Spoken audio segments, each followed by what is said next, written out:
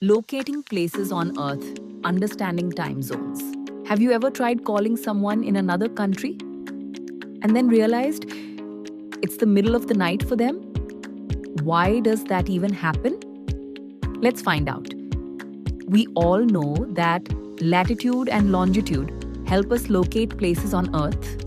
For example, Delhi is located at 29 degrees north latitude and 77 degrees east longitude. Together, these lines form a grid on the globe, so they're called grid lines.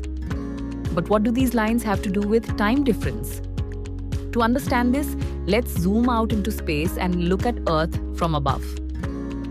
The Earth rotates from west to east, completing one full rotation in 24 hours. Now, a full circle is 360 degrees. So in 1 hour, the Earth rotates 15 degrees.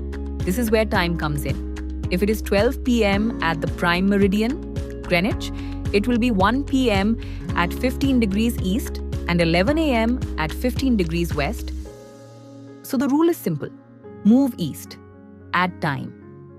Move west, subtract time. For every 15 degrees, the time changes by 1 hour. This helps us calculate the local time of any place on Earth. But imagine if every place followed its own local time.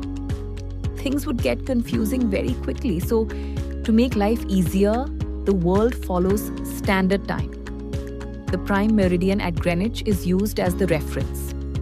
This is called Greenwich Mean Time, or GMT. India, for example, is 5 hours 30 minutes ahead of GMT. That's why we follow Indian Standard Time, or ICSE.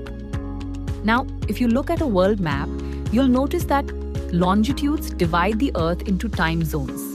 Interestingly, these boundaries are not always straight lines. They are adjusted to match countries and regions for convenience. That's why large countries have multiple time zones. The United States has 6 time zones. Russia has 11 time zones. Finally, let's talk about something fascinating. The international date line. It lies roughly along 180 degrees longitude on the opposite side of the Earth from the Prime Meridian. Here's the interesting part. If you cross this line, moving eastward, you lose a day. Moving westward, you gain a day. But it's not a straight line. It zigzags to avoid splitting countries into 2 different dates. And that's how Earth's rotation and longitude lines together explain why time changes across the world.